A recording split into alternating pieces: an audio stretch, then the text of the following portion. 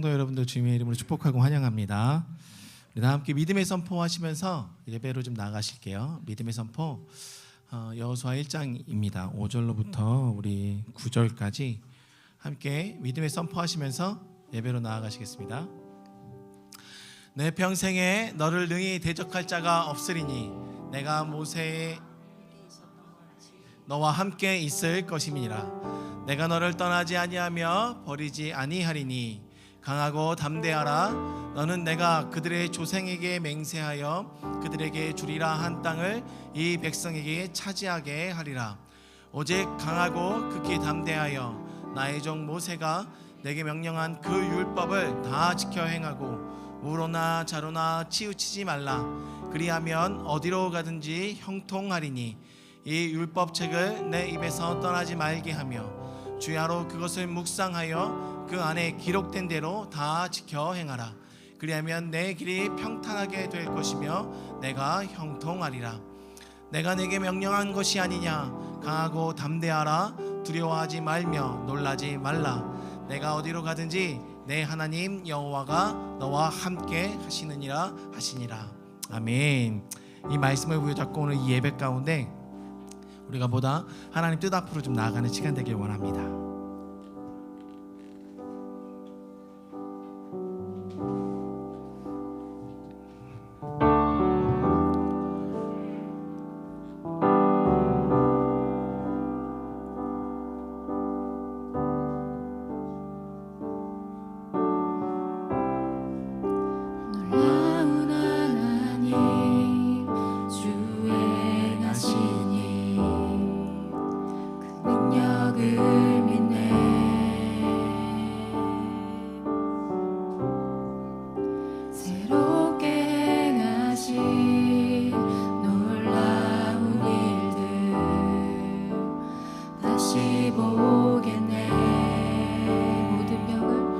모든 병을 허무시는 주님 산으로 옮기시네. 모든 것 가능해. 죽은 자를 다시 살리시며 구원하시는 주 모든 것 가능해.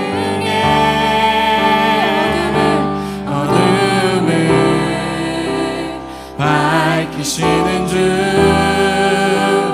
빛 비추시네. 흥의 주님 오 죽음을 이기시는 주 승리하셨네. 흥의 주님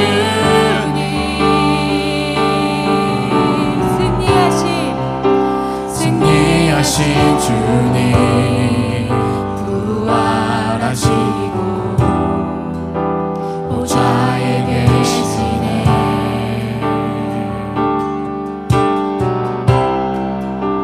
내 모든 두려움 다 내려놓고 주님만을 신뢰해. 모든 병을 허무시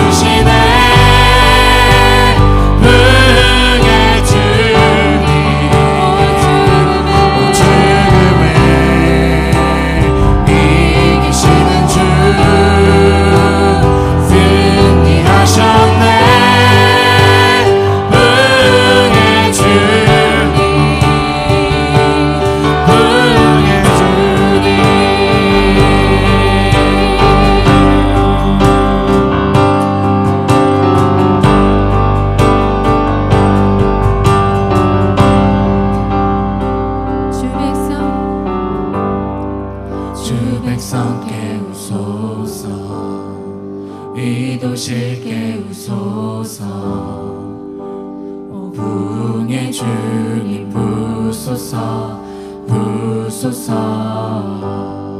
성벽은 무너지며 결박은 끊어지리. 오 부흥의 주님 부소서 부소서. 주 백성 깨우소서.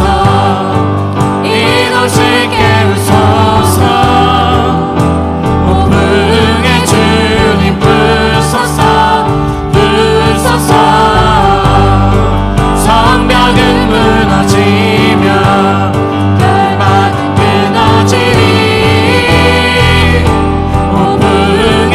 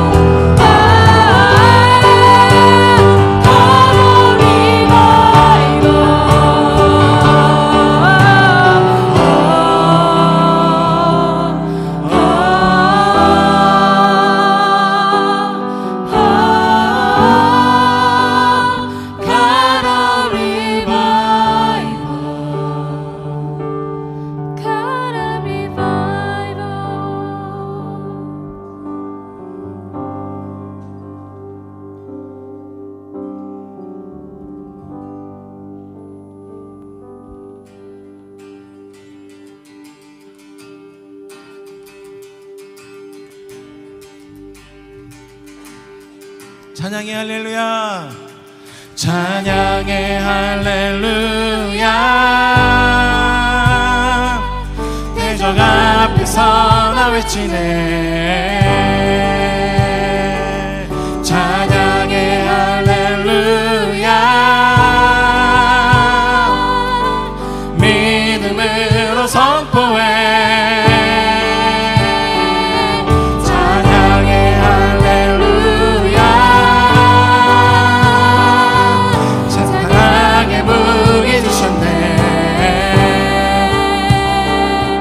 찬양의 할렐루야.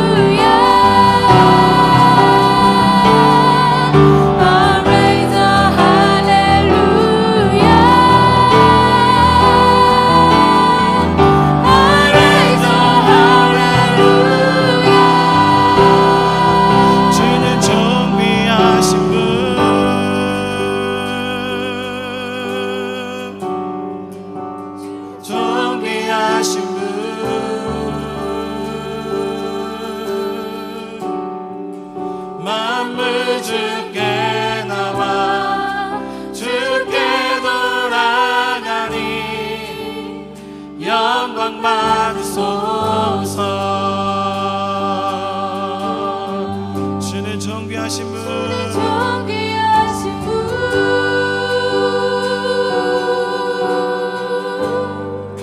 주는 존귀하신 분,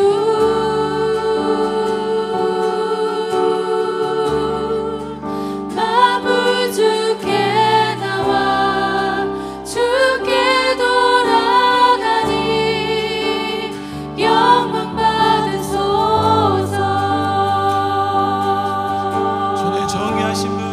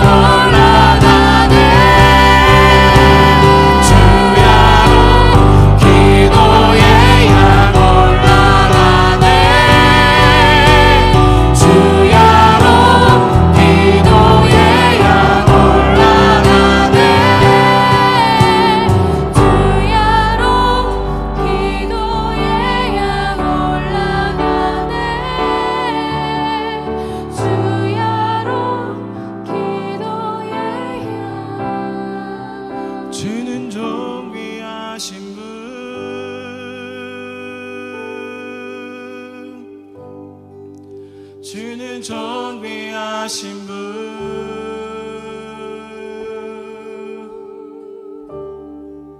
만물 주께 나와 주께 돌아가니 영광 받으소서.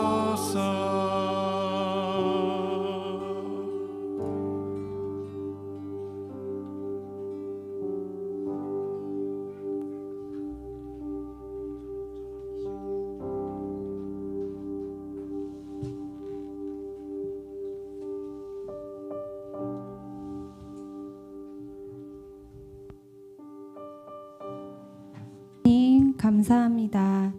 한 주간도 지켜주시고 이 시간 우리의 찬양과 경배를 받아주시니 감사합니다.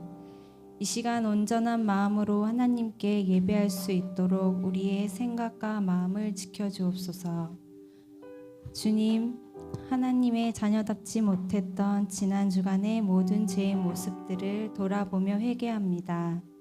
하나님께 순종하기보다 세상의 것에 마음을 두었던 모습을 용서하시고 또한 아직도 우리 안에 오랫동안 묶인 것들이 있다면 이 시간 그것을 내려놓고 하나님의 언약의 말씀을 붙잡고 나아가게 하옵소서.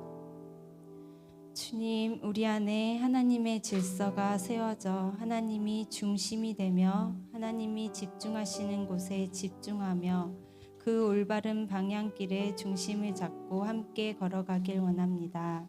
그리하여 우리가 예수님과 동행하는 삶을 살아갈 때 우리에게 새로운 마음을 부어주시어 우리 안에 거하실 성령님을 따라 살아가며 우리의 삶이 말씀과 기도와 예배로 변화되어지고 우리의 삶이 늘 기쁨과 감사가 넘쳐나며 주님을 더 갈망함으로 나아가는 즐거이 예배하는 공동체 되게 하옵소서. 우리가 함께 연합하며 나아갈 때에 다음 세대 아이들 또한 그것을 보고 느끼며 자라나게 하옵소서.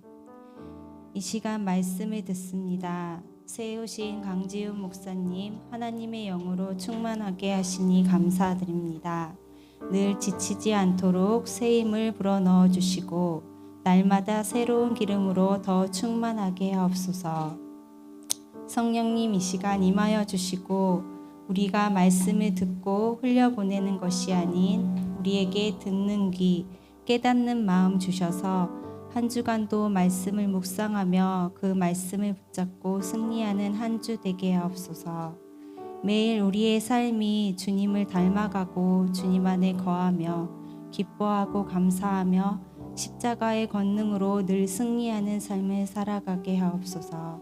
주님 감사합니다. 함께 하실 주님을 기대하며 존귀하신 예수님의 이름으로 기도합니다. 아멘. 기도 감사합니다. 교회 소식을 좀 전할게요. 오늘은 모임이 있습니다. 식사 후에 아이들은 4층에서 어른들은 5층에서 모임이 있습니다. 여러분들 돌아가지 마시고 다음 주 기도는 우리 정유진 자매님이십니다. 우리가 화요일날 기도회를 시작했는데요.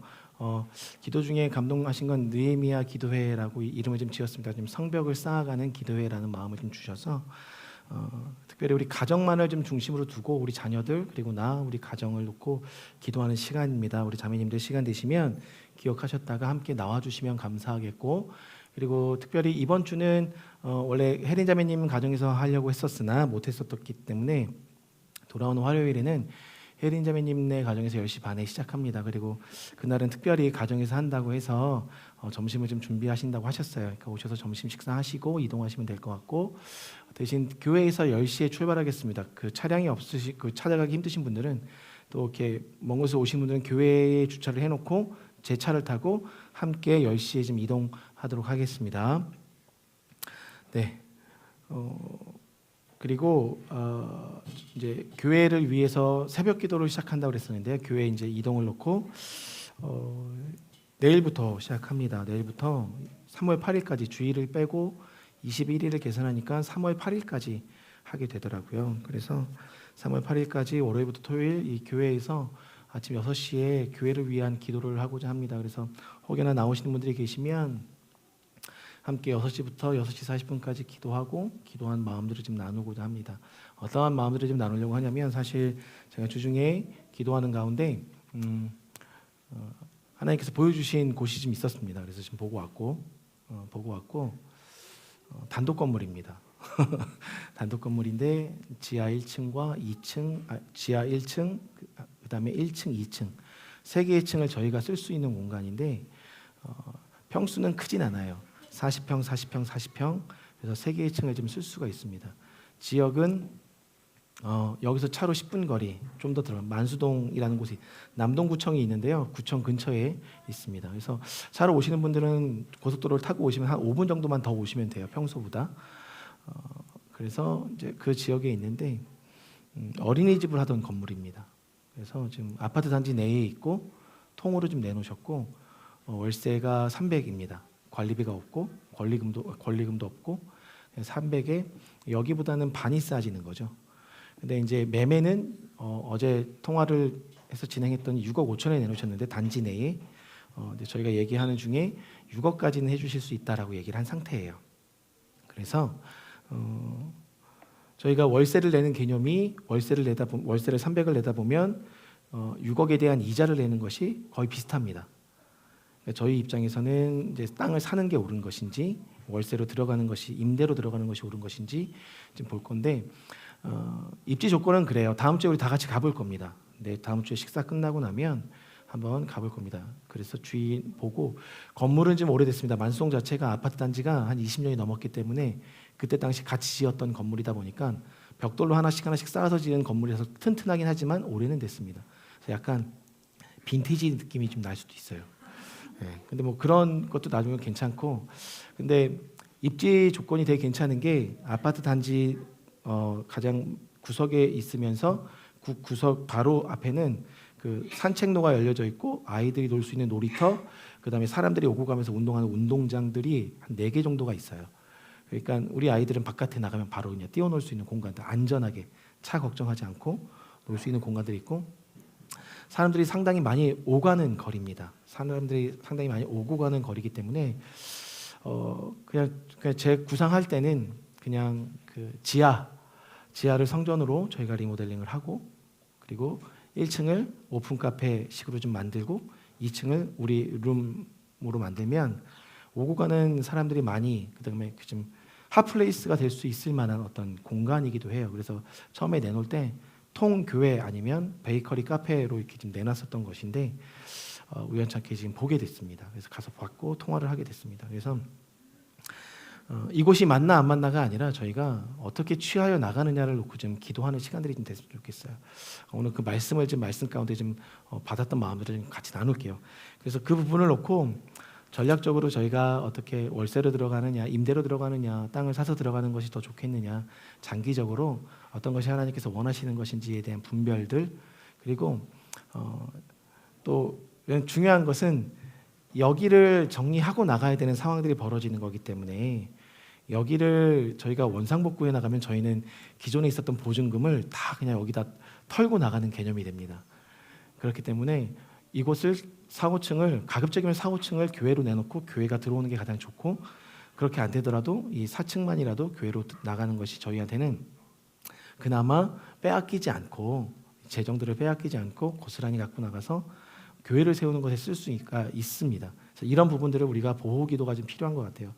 저희가 저쪽에서 이동해 올 때는 전혀 그런 경험이 없다 보니까 어떤 마무리하고 또 나가고 들어오는 그 과정 속에서 저희가 사실 교회를 보러 왔었던 사람들이 있었지만 그 상가 주인이 교회를 내놓지 않겠다고 하면서 저희가 오히려 더 돈을 많이 좀 빼앗기고 온 상황이었었거든요. 그래서 권리금도 없이 오히려 원상복구비만 더 들어섰던 상황이었습니다.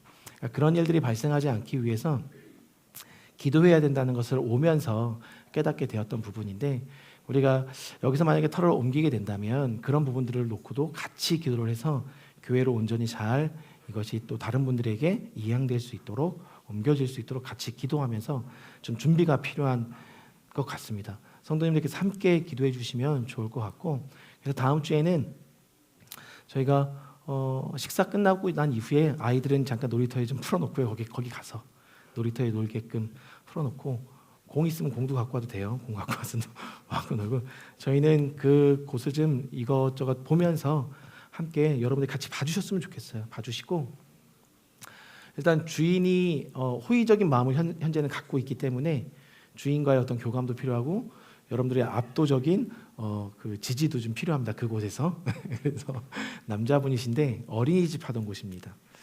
근데 신기하게도 여러분들 저희가 처음에 갔었던 교회가 서창 한빛교회입니다. 서창 한빛교회인데 저희가 봤던 어린이집 이름이 한빛 어린이집이에요.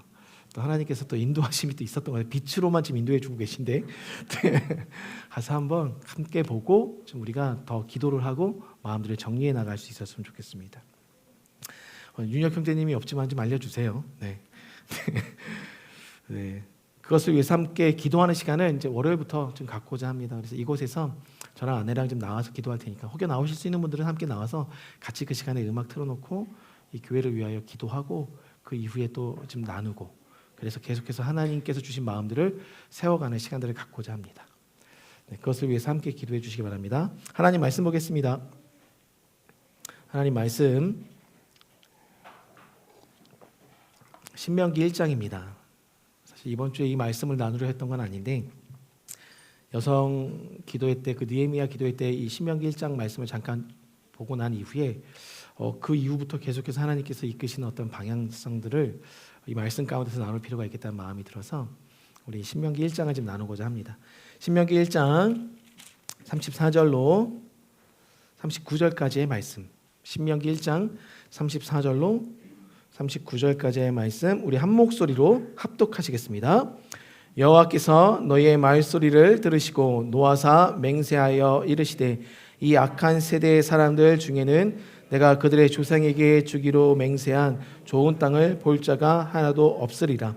오직 여분네의 아들 갈렙은 온전히 여호와께 순종하였은즉 그는 그것을 볼 것이요 그가 밟은 땅을 내가 그와 그의 자손에게 주리라 하시고 여호와께서 너희 때문에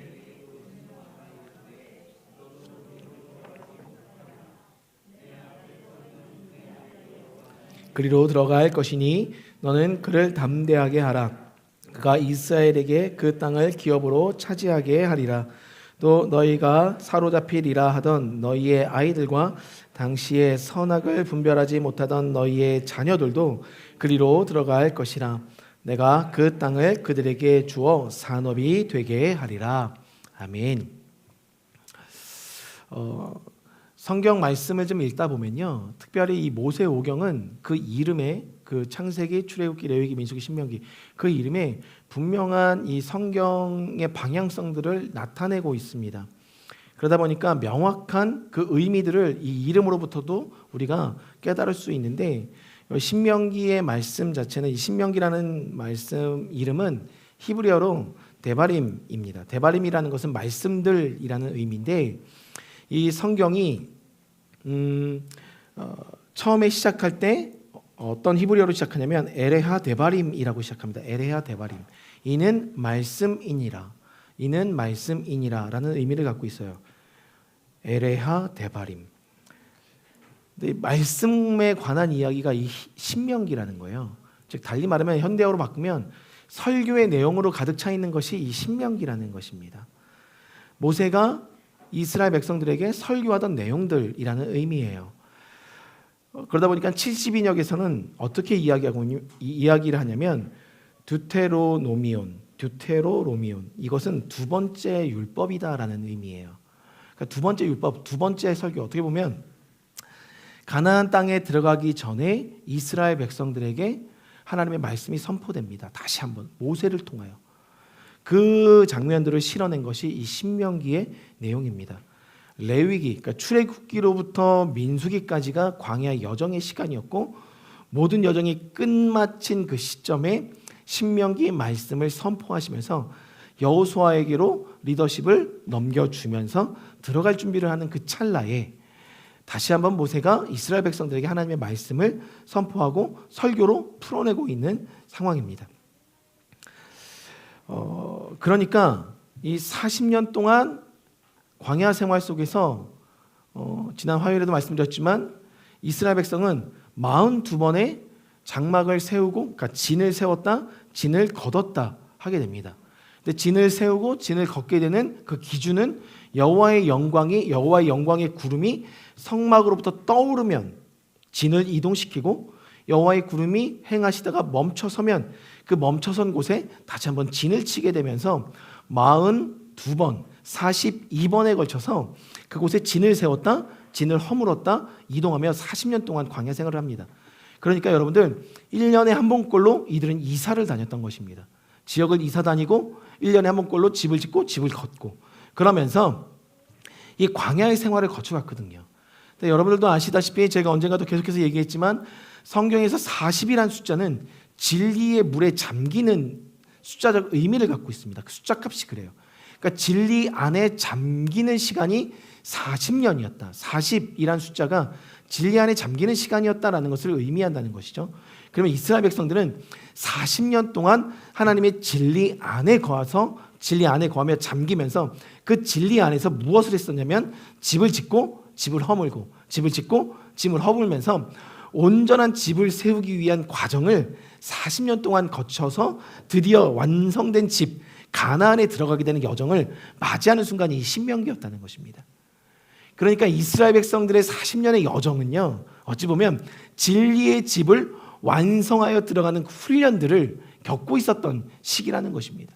그러니까 만약에 저와 여러분들이 혹여 지금 가나안 땅으로 들어가기 위한 그 광야의 여정을 걷고 있다면, 우리 또한 우리 안에 만들어지지 않았던, 우리 안에 생성되지 않았던 하나님의 진리의 집을 만드는 그 훈련의 과정 속에 놓여 있다는 것입니다. 그러니까 여러분들, 새로운 집으로 이사 가는 건, 새로운 터전을 옮긴다는 개념은 여러분들의 인생 속에서도 하나님의 진리의 집을 완성해 나가는 시즌 가운데 있음을 보여주고 계신다는 거예요. 그러니까 여러분들의 이사는 새로운 시즌, 새로운 진리, 하나님의 진리를 훈련하는 시간이 될 수 있다는 것이죠. 그러니까 이 광야에서의 40년 생활은요, 하나님이 나를 짓는 시간이었고, 하나님이 우리 가정을 짓는 시간이었고, 하나님이 이스라엘 공동체라는 곳을 하나님의 집으로 짓는 시간이었습니다. 그 과정을 지나온 그 마지막 시점에 이제는 모세가 많은 성도들을 세워놓고, 많은 백성들을 세워놓고 하나님의 말씀을 선포하고 있다는 것. 그런데 그 말씀을 선포할 때 지나왔었던 그 여정을 먼저 되새김질합니다. 그렇다는 것은 그들이 새로운 땅으로 들어가기 위해서 반복되는 실수를 거치지 않기 위한 하나님의 말씀의 강화가 이루어지는 시간이라는 거예요. 그래서 영적인 강화를 이루어 이들이 더 이상 반복되는 실수 가운데, 이 완성된 집 안에서 실수 가운데 집이 무너지지 않게 하기 위해서 하나님께서 이들을 말씀으로 가르치고 있다는 것입니다. 그러니까 여러분들, 중요한 개념입니다. 집을 완성하여 집에 들어갈 때 이 집을 완성하기 위해서 모든 자들 마음 가운데 필수적으로 필요한 것이 진리 되신 예수 그리스도, 하나님의 말씀으로 집이 완성된다는 것을 보여주고 있는 거예요. 그러니까 저와 여러분들의 인생 속에 완성된 하나님의 그림을 그리기 원하신다면, 혹은 가정, 공동체를 원하신다면 말씀과 함께 들어갔을 때 완성될 수 있음을 이 말씀에서 말하고 있다는 거예요. 근데 우리가 4절을 좀 볼까요? 우리가 읽진 않았지만 1장 4절을 보면, 그때는 모세가 헤스본에 거주하는 아모리 왕 시온을 쳐 죽이고 에드레이에서 아스다롯에 거주하는 바산 왕 옥을 쳐 죽인 후라. 설교하는 시점을 이야기하고 있어요. 그때. 근데 이때가 어떤 때냐면 아모리 왕과 바산 왕을 쳐 죽인 그 시점에 하나님께서 말씀을 모세를 통하여 선포하고 있었다라는 겁니다.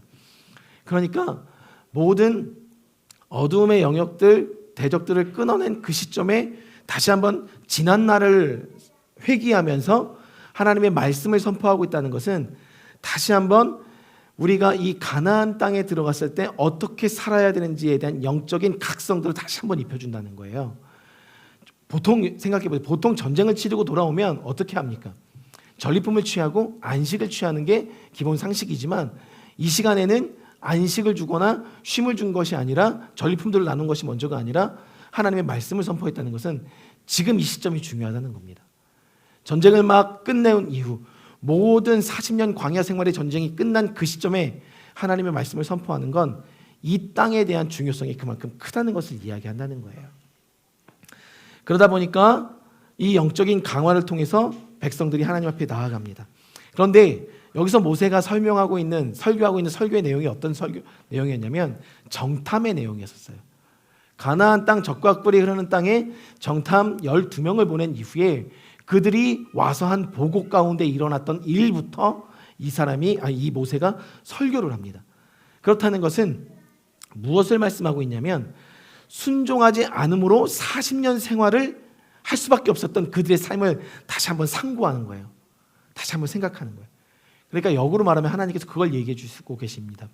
성공하기 위해서, 말씀 안에서 승리하기 위해선 다시금 순종의 시간을, 순종의 때로 돌아가야 됨을 이야기해 주고 싶으셨던 것이 하나님께서 오늘 본문에서 하시는 말씀이에요.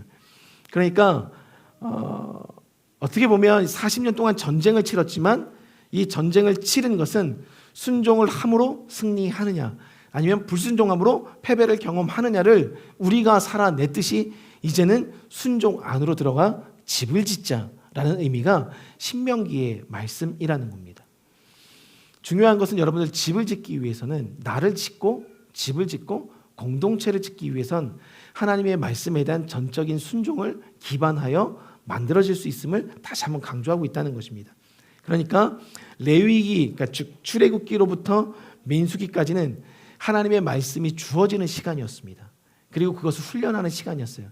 그런데 그 주어진 하나님의 말씀, 그것을 훈련을 왜 했느냐? 결국 이 가나안에서 살아내기 위해서 훈련했다는 것입니다. 그것을 이 신명기에서 다시금 되새김하고 있어요. 그것이 신명기예요.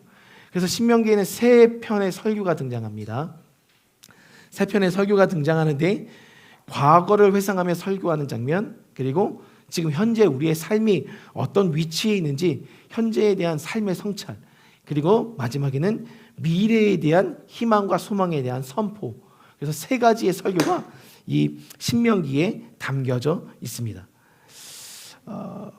그러니 이제는 과거를 되돌아보아 점검하고 현재를 분석하고 미래에 대한 계획을 세워 들어가는 시점, 그것이 신명기에 있는 말씀이에요. 그러면 신명기의 말씀이 어떠한 내용일까? 신명기의 말씀이 어떠한 내용일까는 사실 여호수아서, 오늘 우리가 믿음의 선포로 읽었던 말씀 여호수아서 1장 5절로 9절이 신명기에 담겼던 모든 설교의 결론으로 담고 있는 것이 이 여호수아 1장 5절로 9절의 말씀이에요. 우리 믿음의 선포에 썼던 여호수아 1장 5절로 9절의 말씀을 우리 다시 한번 볼게요. 그리고 함께 읽어보겠습니다. 내 평생에 너를 능히 대적할 자가 없으리니 내가 모세와 함께 있었던 것 같이 너와 함께 있을 것임이라. 내가 너를 떠나지 아니하며 버리지 아니하리니 강하고 담대하라. 너는 내가 그들의 조상에게 맹세하여 그들에게 주리라 한 땅을 이 백성에게 차지하리라 하리라. 오직 강하고 극히 담대하여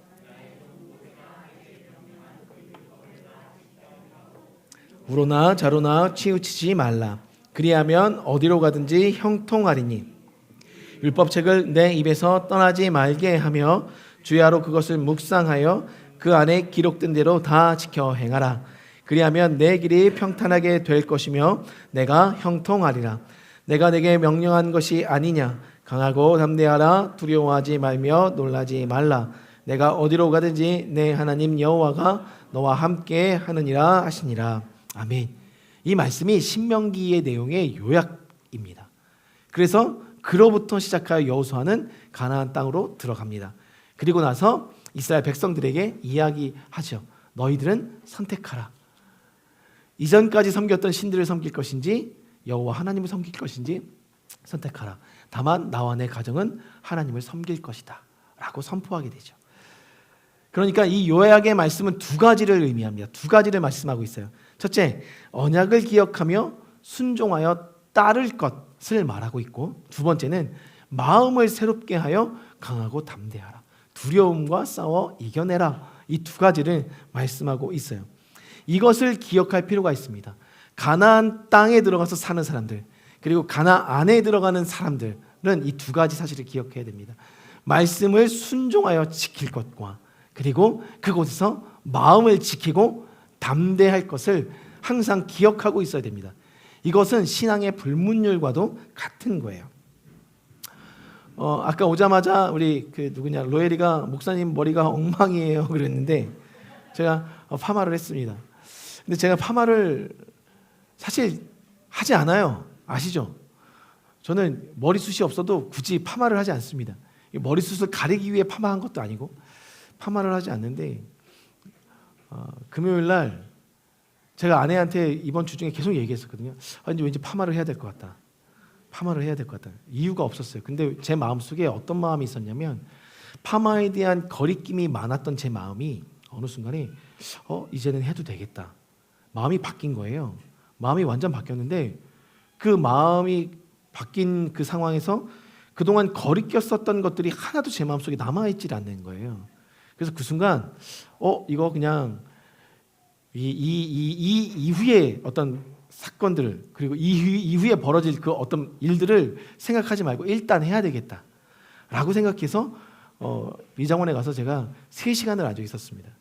네, 3시간을 앉아서 빠글빠글 해달라고 해서 했어요. 그리고 나왔어요. 제가 왜 이 말씀을 드리냐면 제 안에 기류가 바뀌었더라고요.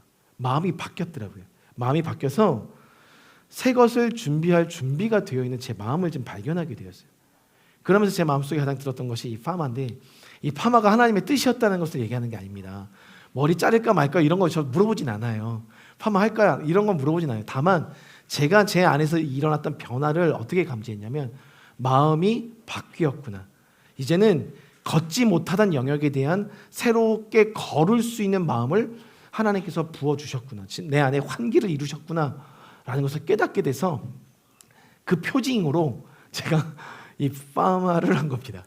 그러니까 제가 여러분들이 하고 싶은 얘기는 뭐냐면 화요일날 이 신명기의 말씀을 읽는데 그 이전부터 여성 기도 모임을 시작하면 신명기 말씀을 좀 계속 읽어 나가야 되겠다. 그래서 같이 통독하고 이 말씀에 잠깐 서머리 해야 되겠다라는 계획을 갖고 준비하고 있었고 그것을 화요일날 했는데 갑자기 그 말씀을 나눈 그 순간에 모든 것이 좀 이렇게 환기가 제 안에 이루어졌고 그리고 또 한 가지는 그날 저녁에 우리 가은 자매님네 가서 저녁에 예배를 드리고 있는데 그 예배를 드릴 때도 갈래 목사님이 함께 예배 드렸는데 그때 갈래 목사님이 선포한 말씀이 이 여호수아의 말씀을 좀 주셨어요.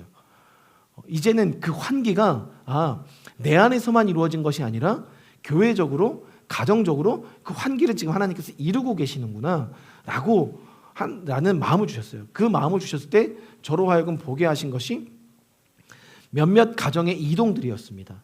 이제 곧 이동해야 될 가정, 그리고 또 이동하려고 결정해서 이동하려고 하는 가정, 또 이동해 온 가정, 그리고 새로운 어떤 선교의 시즌, 새로운 또 변화의 시즌을 맡고 있는 여러 가정들이 이 교회 안에 있더라는 거예요. 그리고 새롭게 변화되는 자녀의 어떤 변화의 어떤 포지션, 이 모든 것에 있어서 이제 새로워지는 것을 말씀하고 계시는구나라는 것을 깨닫게 되었습니다. 그래서 오늘 이 말씀을 여러분들과 좀 나누고자 해요. 여러분들 각자가 지금 가나안을 바라보고 있고 가나안 땅에 들어가는 시즌입니다. 그래서 제 마음에 들었던 마음이 어떤 거냐면 제가 여러분들과 계속해서 광야에 대한 어떤 설교들을 계속해서 해냈었잖아요. 이 교회에 와서 광야 생활에 대한 설교를 해냈는데 어느 순간에 그렇구나. 이제는 더 이상 광야가 아니라 지금 딱 우리가 이 신명기의 위치에 와 있구나라는 것을 더 감지하게 하셨습니다. 영적으로. 그래서 이제는 보다 우리 마음 가운데 하나님의 말씀이 강화돼서 그 강화된 말씀을 가지고 가나안 땅을 취하는 어떤 여정으로 각각의 가정이 각각의 자녀들이 그리고 각각의 어떤 여러분들의 사업의 포지션이 변화하고 있구나라는 것들을 좀 깨닫게 하셨습니다. 그래서 오늘 이 말씀을 좀 나누려고 해요. 그러다 보니까 어떠한 자들이 가나안 땅에 들어갈 수 있을까를 오늘 이 본문에서 말씀하고 있더라는 거죠. 여러분들 가나안 땅에 들어가시길 축복합니다. 가나안 땅에 꼭 들어가십시오.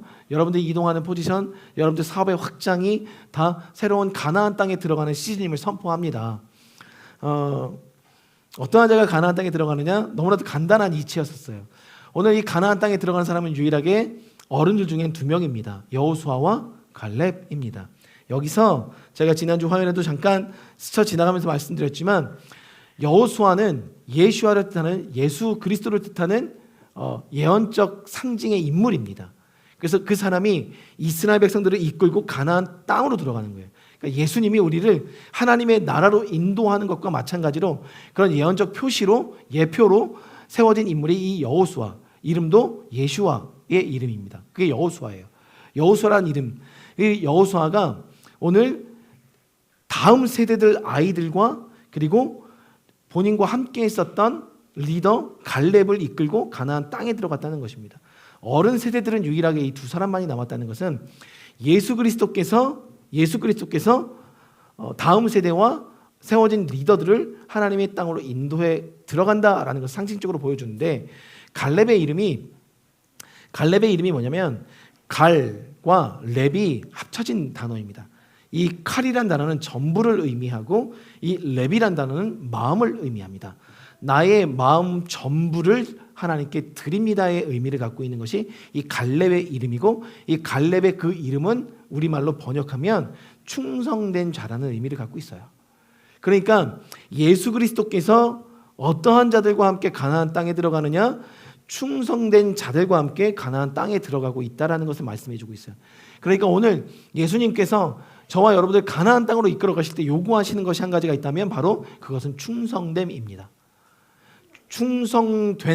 충성이 있는 사람들이 예수님과 함께 가나안 땅에 들어갈 수 있음을 이야기하는 것이 이 갈렙과 여호수아가 들어가는 그 과정 속에서 보여주고 있다는 거예요. 그래서 여호수아가 우리가 읽진 않았지만 여호수아 14장에 보면 갈렙의 스토리가 나옵니다. 그 갈렙의 스토리가 나올 때 여호수아 앞에 갈렙이 서서 뭐라고 이야기하고 있냐면 14장 7절과 9절에 갈렙이 이렇게 이야기하거든요. 내 나이 40세에 여호와의 종 모세가 가데스 바네아에서 나를 보내어 이 땅을 정탐하게 하였으므로 이 땅은 가나안 땅입니다. 내가 성실한 마음으로 그에게 보고하였고 나와 함께 올라갔던 내 형제들은 백성의 간담을 높게 하였으나 나는 내 하나님 여호와께 충성하였으므로 그날에 모세가 맹세하여 이르되 내가 내 하나님 여호와께 충성하였은즉 내 발로 밟은 땅을 영원히 너와 내 자손의 기업이 되리라 하셨느니라. 갈렙 스스로도 알고 있었습니다. 자기가 충성하였기에 이 가나안 땅에 들어갈 수 있었던 것. 근데 모세가 바라볼 때도 이 갈렙은 충성된 자였습니다. 그래서 가나안 땅에 들어갈 수 있을 거다라고 이야기하고 있었다는 거예요. 이 여호수아서 14장에서 이야기하고 있는 이 충성의 의미는 히브리어 말레라고 해서 채우다, 가득하다, 충만하다는 거예요. 갈렙의 마음에는 무엇이 충만했을까라는 거죠. 무엇이 충만했기에 그것이 충성이란 모습으로 나타날 수 있었을까? 결과적으로 갈렙의 마음속에 있었던 것은 하나님의 말씀입니다. 하나님의 말씀이 충만했었다는 것입니다. 왜냐하면 12정탐꾼을 보냈을 때 분명히 모세를 통하여 선포된 워딩이 뭐였냐면 너희들은 언약된 땅에 들어가서 젖과 꿀이 흐르는 땅을 보고 오라고 이야기합니다. 그랬을 때 갈렙은 그 말씀 그대로 젖과 꿀이 흐르는 땅만을 보고 옵니다. 근데 나머지 10명은 무엇을 보았느냐? 그 땅에 있는 아낙 자손을 보았다는 거예요. 그러니까 갈렙이 충성스러운 사람일 수 있었던 것은 여호와의 말씀으로 충만했기 때문에 그는 여호와의 말씀이 가리키는 방향만을 바라봤고 방향만을 보며 걸어갔었던 삶을 살았습니다. 그러나 나머지 10명의 사람은 말씀이 가르치지 않고 있는 방향을 보고 그 방향을 보면서 취하지 않아도 될 마음들을 취하여 나갔다는 거예요. 충성이 무엇이냐? 여호와의 말씀으로 가득 찬 인생이 충성이라는 겁니다. 여러분들 그것을 하나님께서 가나안 땅에 들어가는 모든 자들에게 원하고 계시는 첫 번째의 마음이라는 거죠. 그런데 그러면 적어도 이 갈렙에게도 모델이 있었을 거 아닙니까? 충성을 배워야 되는 모델. 근데 그 모델이 누구였을까요? 당연스레 모세일 수밖에 없습니다. 모세는 민수기 12장 7절에 어떻게 모세를 표현하고 있냐면 내 종 모세와는 그렇지 아니하니 그는 내 온 집에 충성함이라. 모세에게 있었던 것이 먼저 된 충성이었다는 거예요. 그러니까 모세를 통하여 이 갈렙이 배운 것이 있다면 충성하는 거였습니다. 그러다 보니까 모세 안에 충성이 입혀졌었던 거죠. 그런데 여기서 민수기에서 말씀하고 있는 모세의 충성의 의미는 뭐냐면 확실하게 하다라는 겁니다. 흔들리지 아니하는 것이 충성이라는 거예요. 좌로나 우로나 치우치지 않는 것이 충성이라는 것을 이야기하고 있어요. 그래서 모세가 충성되었다라고 했을 때 모세는 확신하여 흔들리지 아니하였다라는 것을 의미합니다. 그러니까 충성은 두 가지를 의미해요. 절대 좌로나 우로나 치우치지 않고 흔들리지 아니하는 것, 그리고 하나님의 말씀으로 가득 채워져 있는 것, 그것이 충성이라는 것입니다. 그러니 여호수아에게도 계속해서 말씀하고 계셨어요. 좌로나 우로나 치우치지 말아라. 충성을 원하고 계셨습니다. 충성된 자가 가나안 땅에 들어감을 이야기하고 있습니다. 그러니 여러분들 마지막 때에 와서 계시록 2장 10절에 보면 이렇게 이야기합니다. 너는 장차 받을 고난을 두려워하지 말라. 볼지어다 마귀가 장차 너희 가운데 몇 사람을 옥에 던져 시험을 받게 하리니 너희가 40일 동안 환난을 받으리라.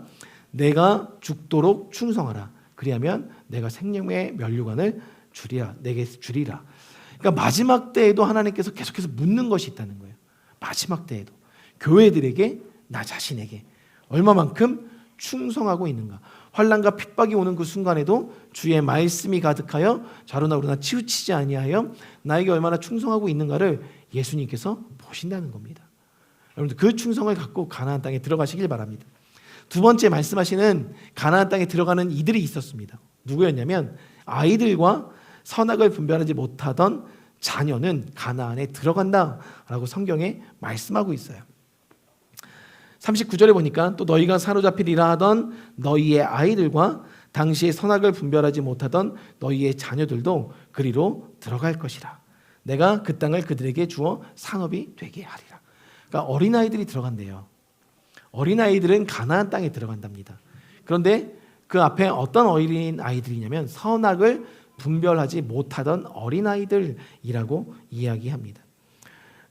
선악을 분별하지 못하던 어린아이들이라는 것은 선악을 자신이 구별하지 않는 아이들을 의미합니다. 즉 선악을 분별할 수 있는 것처럼 보여도 그가 스스로 선악을 구별하지 않겠다 다짐한 아이들, 그래서 선악의 분별이 없는 아이들, 선악을 분별할 수 있는 기준조차 없는 아이들이 가나안 땅에 들어간다라고 이야기하고 있다는 거예요. 마태복음 19장 14절에 보니까 예수님께서 말씀하셨죠. 예수께서 이르시되 어린아이들을 용납하고 내게 오는 것을 금하지 말라. 천국이 이런 사람의 것이다 라고 예수님께서 말씀하셨어요. 어린아이들이 천국에 들어간다라고 이야기를 해요. 그럼 여러분들 우리 아이들이 선악을 분별하는 것을 누구에게 배웁니까? 누구한테 배울까요? 부모한테 배우죠. 그러니까 부모가 선악을 분별하는 것들을 아이들에게 가르쳐 주는데 선악을 분별하지 못했던 아이들은 들어갔고 선악을 분별할 수 있었던 어른 세대는 들어가지 못했다는 것에 우리가 집중할 필요가 있어요. 여러분들 안에 선악을 분별하는 능력이 있는 것이 과연 하나님의 말씀의 기준에 의한 선악인지, 그것이 나의 어떤 경험에 의한 선악을 분별하는 것인지를 우리가 볼 필요가 있다는 것입니다. 적어도 이스라엘 백성도 선악을 분별하면서 안악 자손을 보게 되는 그 순간에 선악을 분별했다고 이야기하거든요.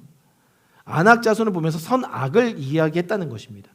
그러면 그들이 이야기하는 선은 무엇이고 악은 무엇일까? 라고 했을 때 적어도 안악 자손을 악으로 치부했지만 그 악을 치부하는 순간에 그들 마음 가운데 들어왔었던 것이 무엇이었냐면 악을 보면서 싸워 승리할 것을 하나님의 어떤 가치들로 밟아 이길 것을 이야기한 게 아니라 두려움이 들어왔다는 거예요. 그러니까 오히려 선악을 분별할 수 있는 마음들이 두려움을 갖게 만든다는 것입니다. 그러다 보니까 선악이 없기에, 분별할 수 없기에 두려움을 취하지 않고 기쁨과 희망을 갖고 들어가는 아이들만이 이 땅에 들어갈 수 있음을 이야기하고 있다는 거예요. 그도 그럴 것이 예수님께서 마태복음 19장 14절에 뭐라고 말씀하셨으면 어린아이들이 내게 오는 것을 용납하지 말아라. 이 상황을 잘 보셔야 돼요. 예수님이 앉아 계셨을 때 어른들은 예수님께 다가가서 무릎에 앉지 않았습니다. 예수님께 다가가지 않았어요. 왜요? 그들에겐 기준과 가치들이 있었기 때문에 그래요. 내가 지금 달려가서 그분께 안기거나 그분을 잡아당기는 것이 예의상, 어떤 그 도덕상, 예의 범절상 좋지 않다라는 기준들이 어른들에게는 있었던 겁니다. 예절을 지켜야 되는 기준들. 그런데 아이들은 그 기준이 없었던 거예요. 그러다 보니까 달려가게 되는 것입니다. 선악을 분별하지 않게 되는 분별하지 않는, 그러니까 선악을 분별하는 것에 있어서 자신이 주체가 되지 않는 자들이 들어갈 수 있다는 거예요. 어린아이들은 그렇다는 겁니다. 본인이 선악을 분별하는 주체가 되지 않는다는. 그런데 우리만을 봐도, 우리 어른들만을 봐도 야 저것은 옳아, 옳지 않아, 그 기준에 의해서 얘야 그건 옳지 않은 거야 하지마, 이건 옳은 거니 해도 돼 라는 것들을 우리가 가르치고 있지 않습니까? 하나님이 그것을 이야기하고 있습니다. 왜 그랬냐면 에덴 동산에서의 삶을 보십시오. 에덴 동산에는 선악을 분별하는 능력 자체가 없었습니다. 그냥 오로지 하나님의 선만이 존재하고 있었어요. 다만 악한 이 뱀이 유혹하면서 선악을 분별하는 능력을 가질 수 있어 라고 이야기했을 때 그 선악을 분별하는 능력을 갖고자 사람이 선택하면서 두려움이 들어왔잖아요. 그러니까 가장 중요한 것은 내가 무엇을 보고 판단하는 것이 먼저가 아닙니다. 하나님께서 그것을 어떻게 생각하시는지가 중요한 거예요. 그런데 하나님께서 어떻게 생각하신 거냐면 나에게 어떠한 막힘도 없이 먼저 다가올 수 있는 마음이 가나안 하나님의 나라를 취할 수 있다라고 말씀하신 겁니다. 그러한 자들이 하나님 나라에 들어갈 수 있어요. 그러니까 이스라엘 백성들 안에서는 선악을 분별할 수 있는 능력이 있다 없다의 기준이 어디 있었냐면 성인식에 있습니다. 성인식을 치른 사람들은 선악을 분별하는, 스스로가 선악을 분별하기 시작했고 선악을 분별하지 않고 그때는 성인이 되지 않아서 어른들에 의해서 끌려갈 수밖에 없었던 아이들만이 가나안 땅에 들어갈 수 있었다는 거예요. 여러분들 중요한 개념입니다. 오늘 여러분들을 끌어가시는 건 여러분 자신이 되지 말라는 거예요. 하나님의 말씀과 하늘나라의 가치가 나를 끌어가는 기준이 되는 자들이 가나안 땅에 들어갈 수 있다, 그것을 말씀해주고 있습니다. 마지막 한 가지, 오늘 우리가 본문으로 아까 읽진 않았지만 서두에 읽었던 4절에 그 답이 있습니다. 마지막 한 가지는 뭐냐면 기쁨의 소식을 전하며 소망을 나누는 자가 가나안 땅에 들어갈 수 있다 말씀하고 계세요. 4절에 보니까 그때는 모세가 헤스본에 거주하는 아모리 왕 시온을 쳐 죽이고 에드레이에서 아스다롯에 거주하는 바산 왕 옥을 쳐 죽인 후라라고 말씀하고 계세요. 여기서 약속의 땅에 들어가기 직전에, 설교하기 직전에 무찌른 두 왕을 설명하고 있습니다. 근데 이 두 왕이 누구였냐면 아모리 왕과 바산 왕이었어요. 아모리라는 이 그 단어의 뜻은 나의 말, 내 입으로부터 나오는 말을 의미합니다. 그리고 바산이라는 이 단어는 성경에서 좀 여러 가지를 의미하는데 그 중에 세 가지만 보자면, 먼저 바산에 힘센 소들은 의로운 자를 포위한 흉포한 적들로 상징합니다. 즉 흉포한 적들, 하나님의 의로운 자들을 압제하는 적들로 표현할 때 바산이라는 단어를 쓰고, 또 바산은 타락을 즐기는 여인들을 비유할 때 쓰는 단어가 이 바산, 그리고 마지막으로 이 바산이라는 단어는 교만한 자, 거만한 자를 의미할 때 이 바산이라는 단어를 씁니다, 성경에서. 그러니까 결과적으로 이 바산이라는 단어는 어떤 것을 의미하냐면 하나님을 대적하고 있는 어둡고 음란하고 폭력적인 분위기를 의미할 때 이 바산이라는 단어를 쓴다는 거예요. 잘 보세요. 가나안 땅에 들어가기 전에 두 민족의 적을 무찔렀는데 하나는 나의 말을 무찔렀고 하나는 폭력적이고 음란하고 어두운 분위기를 무찔렀다는 거예요. 이것이 왜 중요하냐면 이스라엘 백성들 12명이 정탐 갔을 때 10명은 나의 말을 통해서 두려운 분위기들을 전파하고 있었다는 겁니다. 그런데 2명만이 하나님의 말씀에 의거하여 기쁨의 소식을 전했고 소망을 나누었다는 거죠. 기쁨의 말을 전했고 소망을 나눈 자와 나의 말로 두려움을 전하고 어두움을 전하고 음란함을 전했던 자들이 갈려서 천국에 들어가는 자와 들어가지 못하는 자로 나뉘었다는 거예요. 그러니까 10명은 들어가지 못했고, 그래서 백성들은 들어가지 못했고 그 이후에 갈렙과 여호수아는 들어가게 되었죠. 중요한 것입니다. 오늘 우리가 가나안 땅에 들어가기 위해선 내가 어떤 워딩을 실어내고 어떤 말들을 실어내고 있는지가 중요하고 그 말들로 어떤 분위기를 풍기고 있느냐가 되게 중요하다는 거예요.